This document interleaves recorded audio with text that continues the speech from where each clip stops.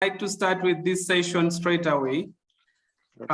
There is going to be double language interpretation. So for people who are from other languages, there will be French, Arabic, and English.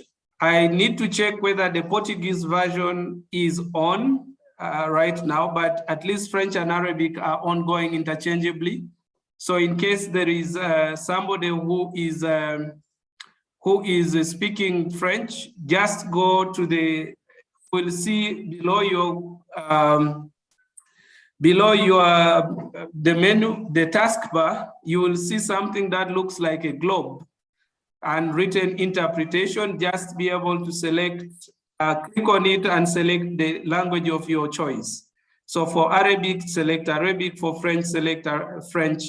There will be colleagues that are translating in the respective languages.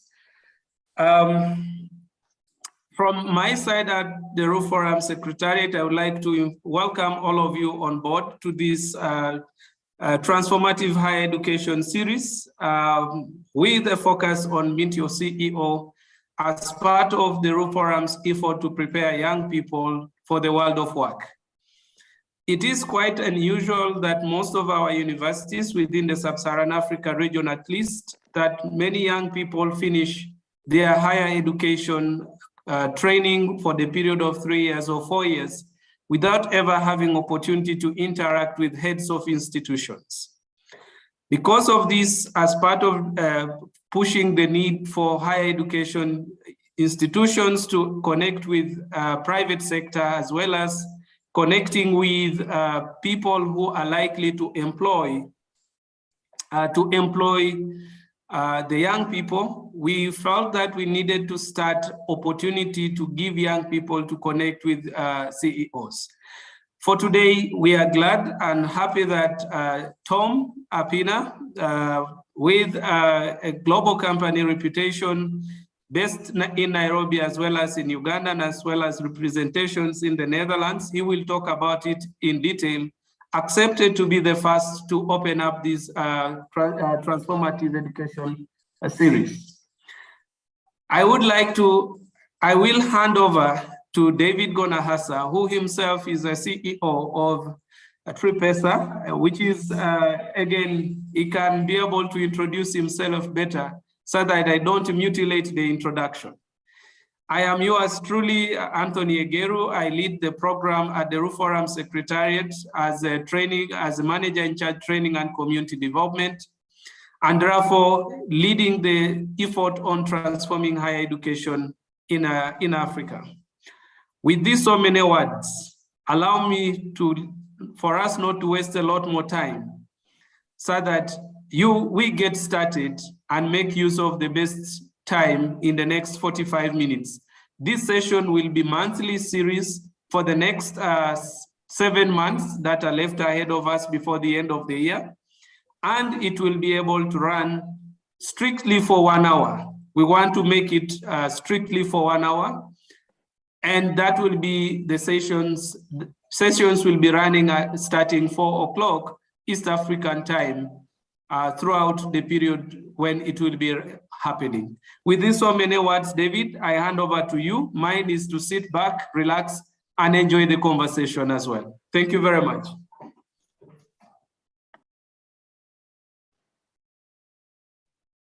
Perfect. Thank you very much, Anthony. Much appreciated for the opportunity. And it's always interesting to have such conversations with people who have achieved a lot in their lives. My name is David Gonahasa. I am. I don't like to call myself CEO. I feel like I have to achieve the title CEO, which I'm still working towards. So I like to put it aside. I run a venture-backed startup called Tripesa or Tripesa. Incidentally, they call it Tripesa in Kenya, so I prefer to call it Tripesa. And what we're building is digital tools for the tourism space. So very interesting company. We are active in 2 markets. But I like to always have such conversations because I think that especially the younger generation need to learn from people who have built amazing things. So this afternoon, I'm on this call in Kinshasa, Congo. So I hope that we will have a decent connection. Mr. Thomas Sapina is the CEO of the Sustainit Group, and today is our first guest on this conversation, and I hope that we're able to not only learn about him and what he does, but also learn lessons from him as we build our skills into employability. Hi, Tom. How are you? I'm fine, thank you, David. How is Kinshasa?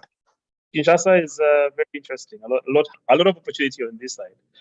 And what's interesting and this is for everyone to actually know that this is not choreographed, because I spoke to Tom a few days ago and said, I decided, no, I will not do that. We will put you on the hot seat so we can see exactly how this conversation was.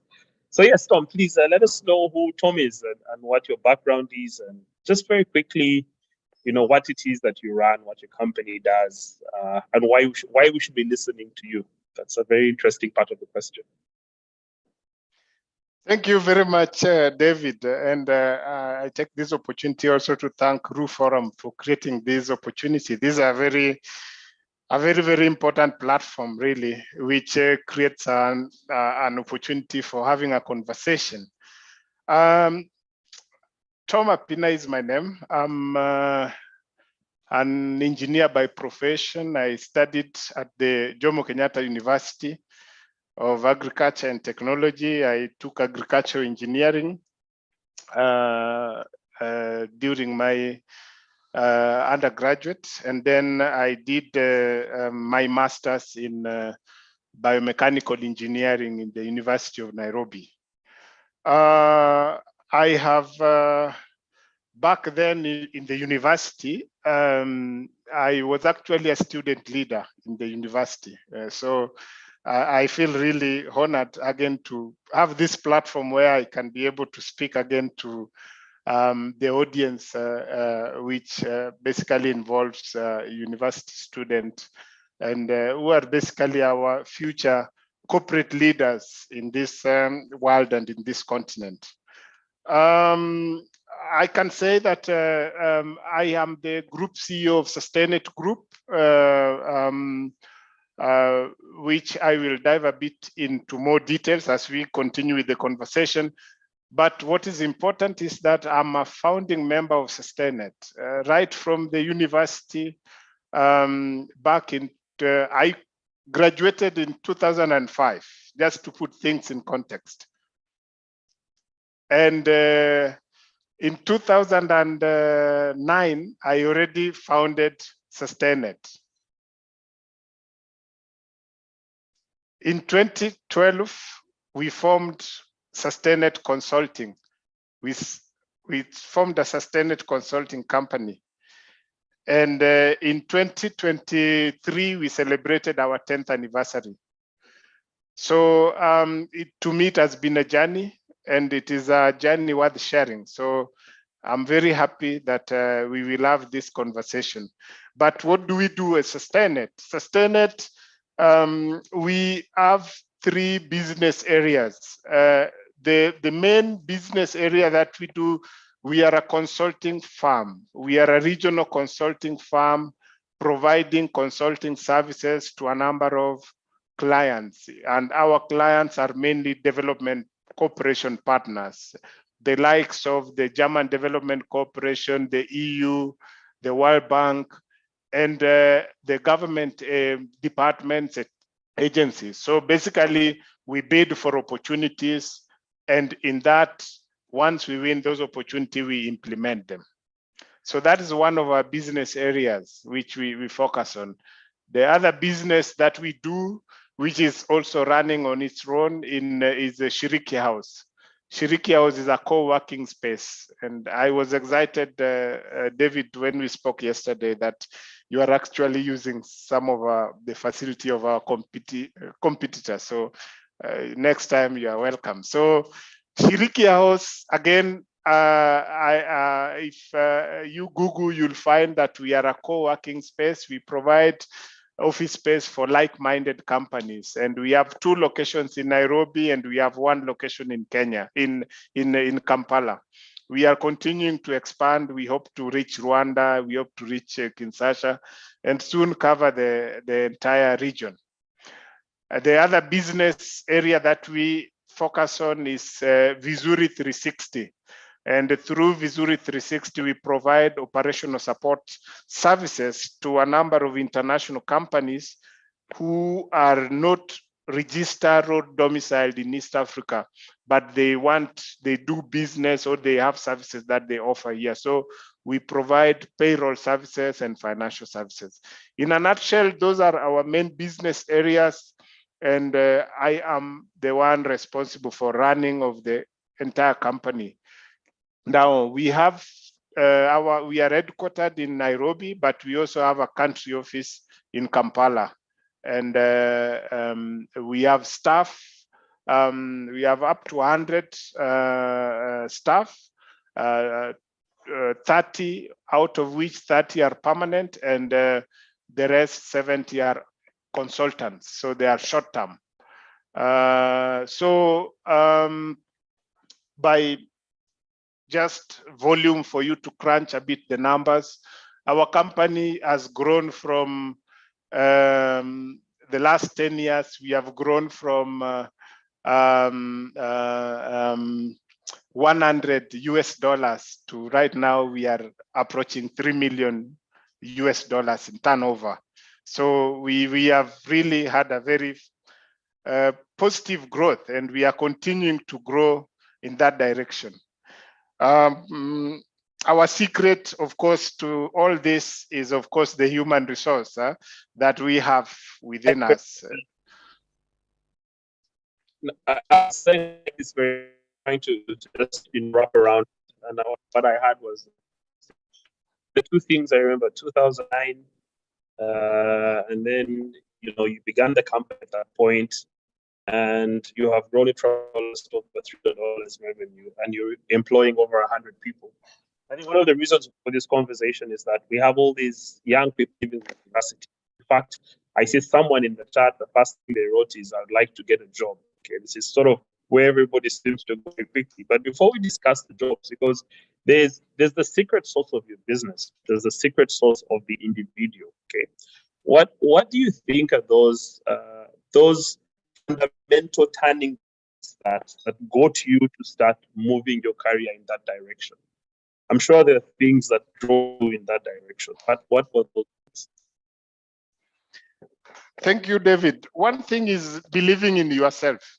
You really have to believe in yourself. When you are at the university and once you graduate, you are given the power to read. And actually, if you remember all the units that you've taken, those are so many units, and each unit in itself can provide a livelihood. So first of all is to believe in yourself, that you have gone through all this education, you have gone through all this process, all these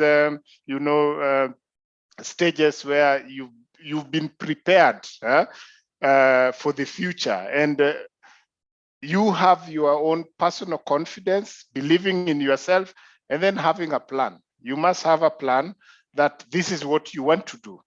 And you also have to understand that the plan has to be achieved organically. It is not just by a flash that you are going to rise from one level to another. So that has to really be something which you have to have in mind. And then you also have to know that you have to learn from others. You have to learn the business. You have to learn from others. So that you can be able to acquire and gain the experience, which would then thrust you to the level that you desire. So for me, my journey has been that of learning and having confidence in myself. Yeah, sorry, go on. I'm saying that my journey has been that of learning and believing in myself. And throughout that learning, I've interacted with so many people that have inspired me. Because you can imagine when you graduate, you as an engineer, then you don't have skills on finance. But that is not a problem. All these other skills will come. You don't have skills on human resource, but all these other skills will come. So a lot of learning has to take place, but you have to really get inspired by yourself. And the way I've captured that is, one is have a clear plan. Two, it's a manage immediately. Learn, and gain experience and use that experience to be able to grow. Now, again, what's interesting is that at some point we're going to try to open it up. We have just 1 hour, so we'll try to go as fast as possible.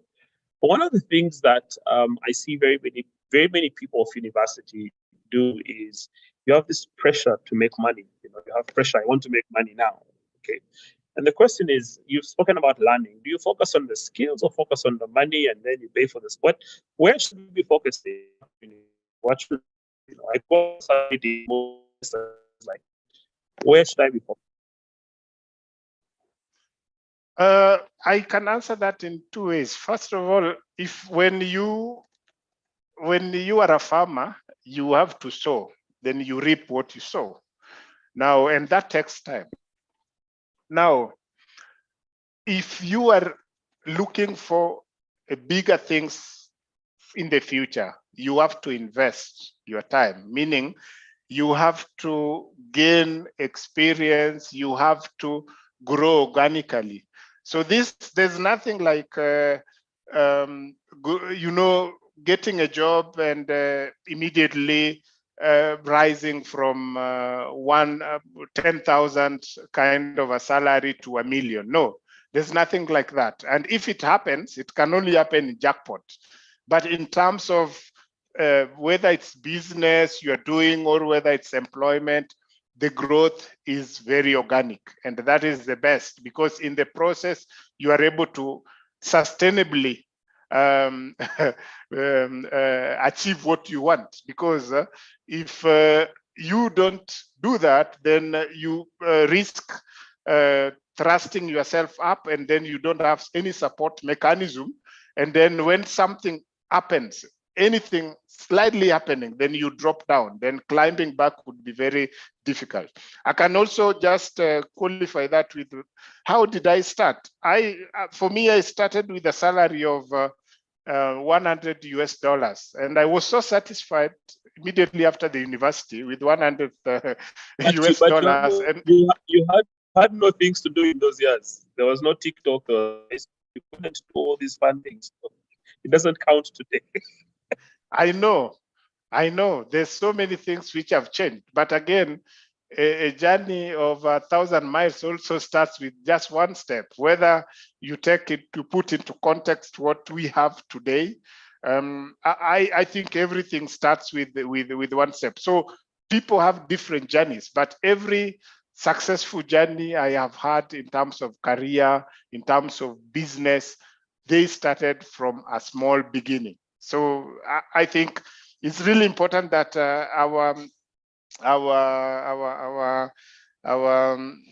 especially the young people who are coming out of the university to really know that the growth is going to be very organic, and they should not expect that immediately you get in, then you are going to become a millionaire. We're going to quickly go into your people strategy and employment strategy. But before we do that, there's something that, normally when we hear people speak about their success, you tell us all the good things. You worked hard, you're resilient, you did all these things to say. But I'm sure you had some little demons in there. What are the things you had to change about yourself as you built this success? What are those negative things that you learned from, that you had to change as you built?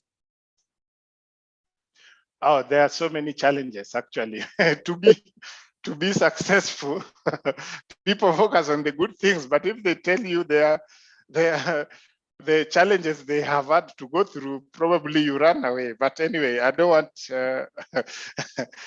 you guys to run away. There's a lot of challenges. First of all, as you start up a career, you start up a family, soon you get a family, the demands for resources becomes more and more money, then resources are of course very limited. There's all the temptation to basically jump sometimes from one job to another, and it all comes with its own risk. There's of course all the temptation of moonlighting. You basically do one job, but your mind is on the other. And it has also consequences, which I know you know very well, that, you know, in terms of your performance, it will not be optimal. And your employer will immediately notice that. And so all those challenges, for me, I had to go through all that. And I can tell you one thing I learned is that you have to live within your means. As you grow up, you have to live within your means. You have to know that everything takes time. If you want to specialize in your sector, in what you do, you have to be patient, learn, and then grow organically in terms of money and in terms of experience. No, absolutely. I think for me, the biggest thing that I keep hearing you say is that, and unfortunately for many young people, you leave university and want to come straight in the success and money and all these things. We shall very soon open up this conversation to the audience, and I'm glad to see 68 people on this Zoom call, and I'm sure they're on YouTube as well. So great conversation with Thomas Apina. Thomas or Tom? What do you prefer? Tom is easiest. We'll go with Tom. Perfect. So Tom, one of the things that many of these people are looking at is after you begin to get employed, and you are someone who employs people. What thing important you say that all success or most of your success you attribute to the people around you? And how do you choose the people you employ, especially the early, like how do you employ these people? David, your line is not very clear, but somehow I got your point. Sorry about that. Can you hear me? Stop for a second. Yeah. You choose the people, especially the young allies. Okay. Look, we as a company, we have a very clear recruitment procedure in terms of the different people we onboard. But then we have a specific bias to provide opportunities to young people, especially those who are coming from the universities. And we have this internship program, which we call, it is more for onboarding purposes. One thing is that we go through that approach so that we provide an opportunity for the young people really to get their, to get their entry into the job market and to get really to start understanding how the business, how the job environment works. So my advice always to young people is internship is very important. And because through internship, you are able to learn the work culture, you are also able to start planning yourself away from the university. You start now having your own plan and implementing these plans and not just taking them to a lecturers to sign. No, you plan, and then you plan it within a team. And from there, you are also able to start learning about how different objectives of the business is achieved, or how it's broken down into departments and into individuals. So that learning process starts with the internship. So for us, we use the internship program to onboard the young people. And what is the basis? Can you hear me better now? Yeah. The basis is in terms of which disciplines we are looking for, or the basis in terms of. I'll come back to what you're looking for, because we shall ask you a straight question about the internship program. But yeah, I want to know, I've got into an internship. Let's say it's with Sustainit or with any other organization. How do I transition from it to a higher organization? What is an employer looking for? Okay, now for us, again, thank you. Our internship is for people with a master's. Okay, now once we onboard them on a 6-month internship, then we do an appraisal, and those who succeed, then we immediately get them to the employment. Now, what we are looking for during that internship is, of course, we are spending our own resource and time to educate and to build the capacity of the intern. And of course, the intern is learning. Now, what we will be looking for is what is the ability of this youngster to provide value to the company. So we are more looking at what value we are getting, and because within those 6 months we are able to know what is it that we are buying. I'm not saying human beings are products, but I'm saying the job market looks at everything as a product because it's a business. So you are looking at what are you buying? For those who like football, you see the transfers, how costly they are, So even in the business, we want to ensure that if we onboard someone, then this somebody with potential to bring value to the company. And in the process of bringing value to the company, that person is able also to build themselves economically and career-wise. Yeah, I want to dig a little bit deeper into that, Tom, and I like what you're saying. People buy value. The highest employed, the highest paid people in a company are the one who bring the most value. The value could be in the form of revenue, could be in the form of operational efficiency, and it can be defined anyway by the employer. But I want to go a little bit deeper into this because you've spoken about the process of Sustainit, but let's think about any organization. Okay, what are those character traits? What are those positive areas that someone should work on building within an organization as they try to stay employed with you or get employed? Because I see many times CVs have things like I work well under pressure. Those generic things are right on CVs. Okay, when you open a CV and look at it the first time, what are those traits you look at and say, you know what, this is strong? Or when you engage with a young person. Thank you. There's also another saying that still water runs deep. Many of the people speak big, just like a loaf of bread, it is big, but when you squeeze it, then it becomes so small. Now, what I'm trying to say here is that the traits that employer is looking for, especially in business, they are looking for somebody who is able to understand within that short time, they are able to understand the business, the core business, and understand the business model. So if the employer is able to see that you are able to understand the business model, then that will be a tick. Then the next is the interpersonal skill. Many times success is not just about every time you are just like this. No, how do you relate to other people?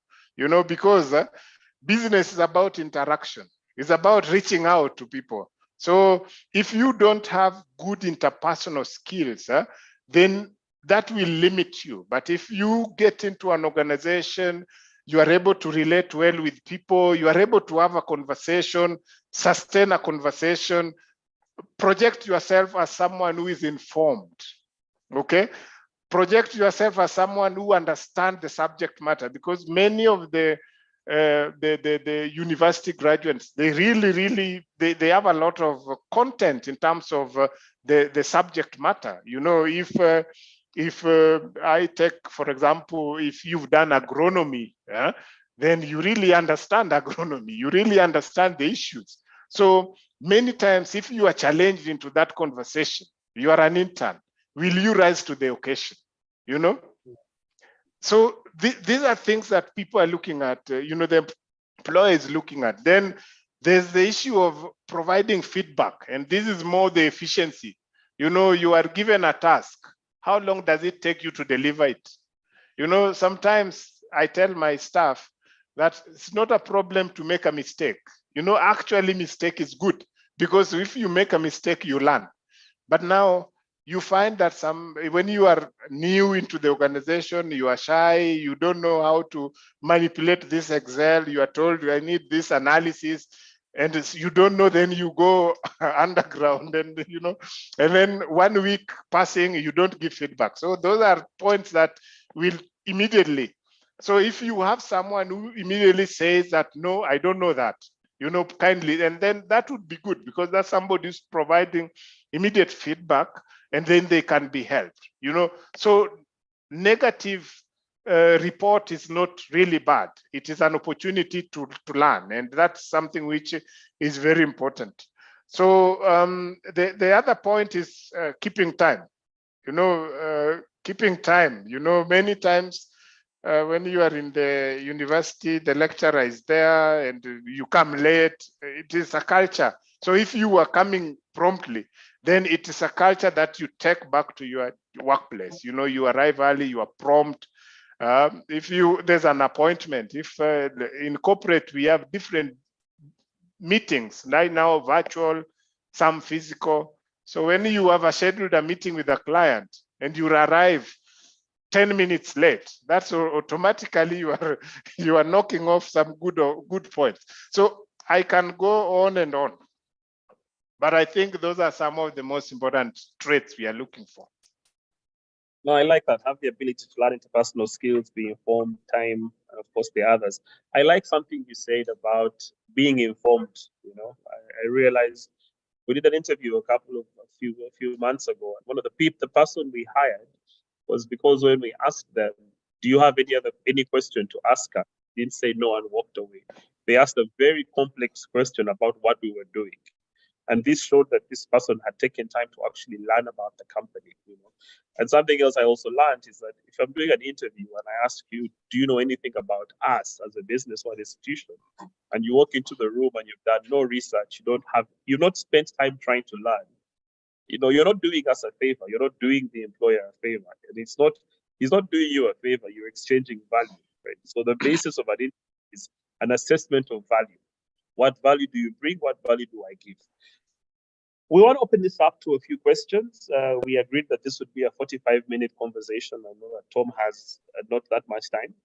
We are very grateful for you making time for this conversation, but I want to open it up. I noticed most of the questions we have in the chat have sort of been answered already. Maybe as we wait for a few more questions, Tom, I'd like to ask, you say this internship is open for master's students. When do you take the intake? Do you apply online for these internships? Just give us some information so we can see if we can qualify for this. We have a few questions.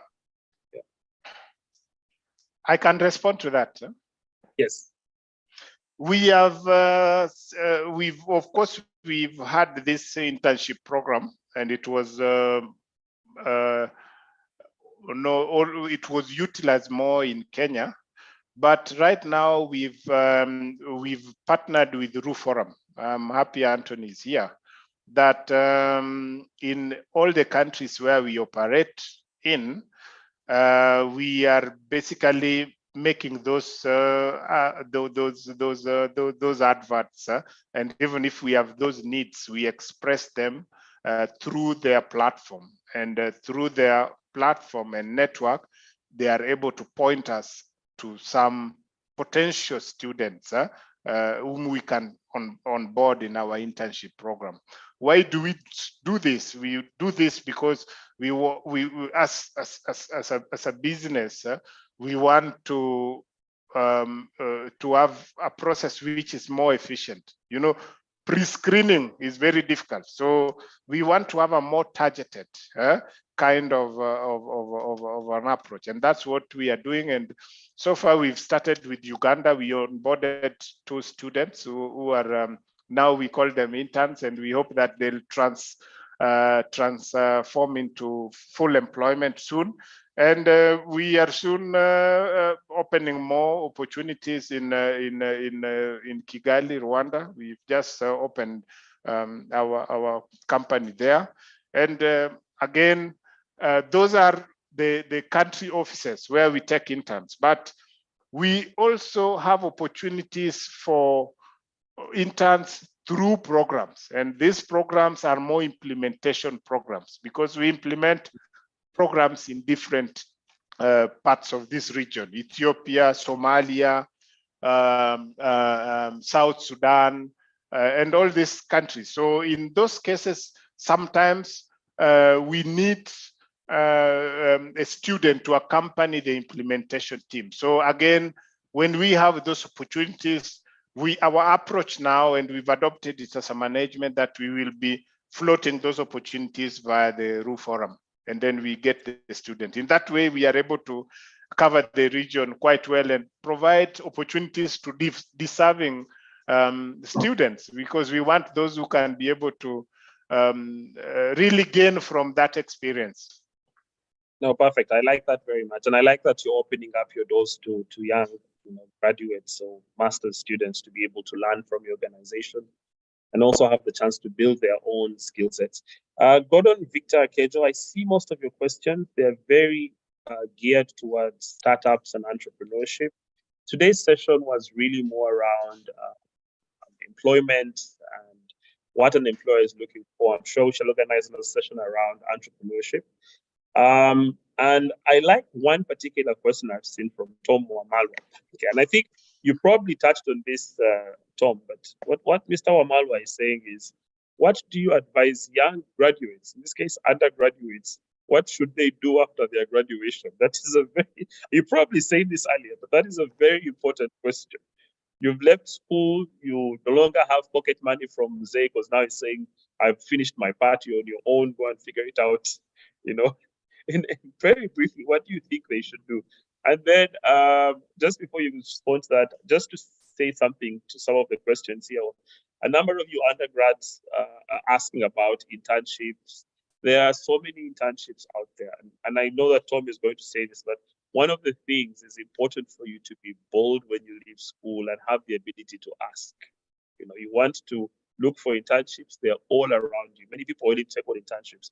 I think it's Jack Ma who says, after university, look for a good boss. Learn from a boss, learn from a mentor. It's very important. But over to you, Tom. What do you think? An undergrad, I just graduated yesterday.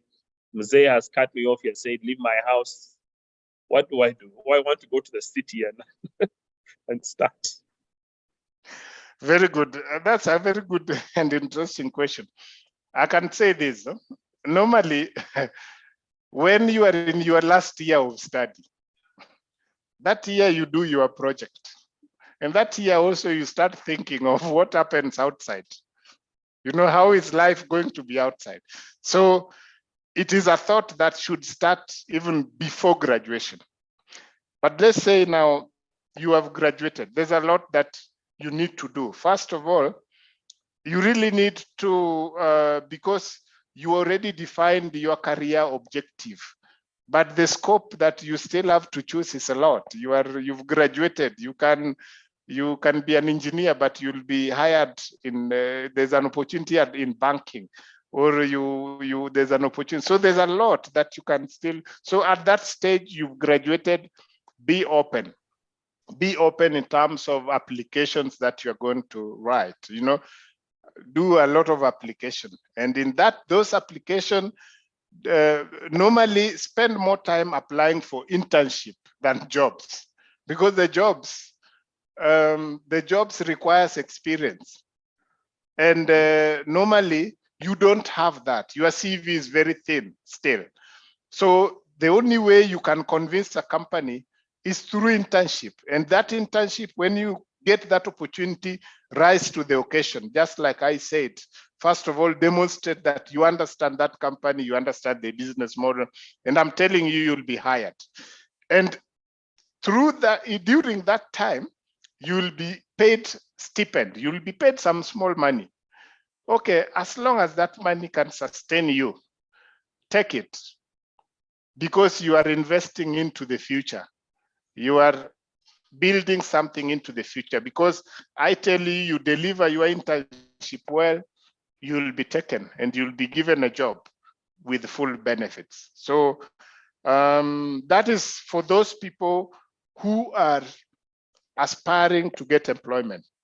There would be those people who immediately after graduating, and they started thinking about this probably before graduating, of being entrepreneur.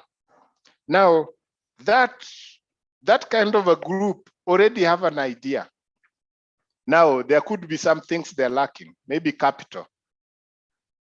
They may be lacking probably some resources to get started. Now, or probably they have some resources, through different. So that category of that group of graduates getting into the job market, here it's more understanding your business and ensuring that you really have a plan. You develop a business plan. Normally, it's difficult for people to start developing a business plan because you may have a great idea, but I tell you, if you don't have a business plan, then that idea, you'll not be able to optimally turn it around, especially to take you to the different milestone. The first milestone being 5 years, the second being the 10th year. You see, so I think that would be my take on that, because unless you are very specific, my response is a bit general, but I think that's how I look at it. Well, I like your response. And again, if I'm to summarize, it's about be open to learn. It's also about planning and know that you're making investments into your future. You're not starting now to buy a house and build a house. No, you're starting to invest and learn and be able to take it from there. I'm very grateful for your time, Tom. Before we close this, we agreed this will be 45 minutes, such that we didn't take a lot of your time. Do you have any parting shots? And I think maybe just before your parting shots, I will allow Anthony to come in and ask ask one question or make one statement or comment if you are available before Tom makes his parting shots. The idea for this session is to keep it, very short and very sweet, so that you remember. If we talk longer than 45 minutes, now we're just going round in circles. Anthony, are you there? Yes, I'm here. So my question to Tom is very simple, and it's something that always comes up in terms of making decisions. There are two. You are faced with two kind of recruits that you need to take up. One who is very bright, sharp, and a little bit doesn't have attention to detail and so forth, and then the other one who is willing to learn, not very bright, but committed to work. Who of these two characters do you take? Good question. You see, commitment to work is key for us, because commitment to work is what we said, translating into the value that we are looking for. So that would be number one for us. Now, of course, if committed to work and you don't have attention to detail, we can take that as a learning, part of learning. And because the organization is not a one person, the organization is a collective of people, departments, individuals, and slowly but surely, if you are not really keen on something, then we will take it that that's a weakness that we can be able to change positively. But commitment to work, if you have that trait, then you don't have commitment to work, then immediately there's a problem there, because then that means that every time we'll have to push you, deliver result, do this, and that's not, employers don't want that.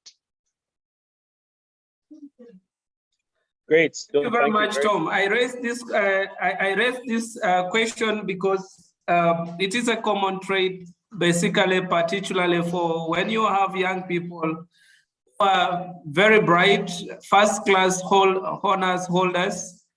They quite often come to organizations and think that they are recruited because of their first class. And quite often within the first 6, quite often they hardly finish 1 year. In most organizations, somehow they get sacked, and they get frustrated in the first 5 years of their career, and they begin to lag behind as the other guys who are considered not so smart in the university or in their degree processes or even in their secondary begin to take over and rise up to the senior management positions because of their resilience and their commitment to work. And so then they leave these young people whom they think themselves they are really very bright. They feel they should be there on top, but they don't recognize the threats around them that they are connected to around the way they deal with delivery of, again, this value to the company. So it is because we basically have a couple of young people in here, a couple of them very smart young guys. But I wanted to raise this because it's a common issue whenever we are doing job interviews and job interview assessments in many organizations that I end up happening to appear before the job panels. And you find that really these young people who show up and very bright and smart, their value proposition for the organization is very weak, and they lose out in the selection process. So back to you, over to you, David. Great, thank you very much, Prof. Anthony. Tom, spending the last 50 minutes past, I'm sure you will give us a parting before we close this. So over to you, Tom. Thank you so much, David. It's really a great honor, and I really liked it. It's really been very, very interactive. I would want to say that my parting shot to our graduates who get out of the university and looking for a job, immediately once you get outside there, what is important is, you know, if you had some thinking that, you know, you've, for example, in the university, you take a lot of courses. Sometimes those courses are grouped in order of superiority: medicine, engineering, humanities, and all that kind of things. So once you are outside there, then the rules of the game is totally different. The rules of the game is commitment, focus, okay, and ensuring that you have your plan. So my advice to you, and really, I want to encourage you to get outside there. You have a lot to offer. This world, especially Africa, we have a lot of challenges. You can't imagine the challenges we have, yet the unemployment is so high. Then the question is that how do we solve those challenges? We can solve those challenges, but by you being part of the solution, create opportunities. And by creating that opportunity, then you can create opportunity for others, you can create employment. So believe in yourself. There's a lot you have to offer. Don't go outside there as a weakling.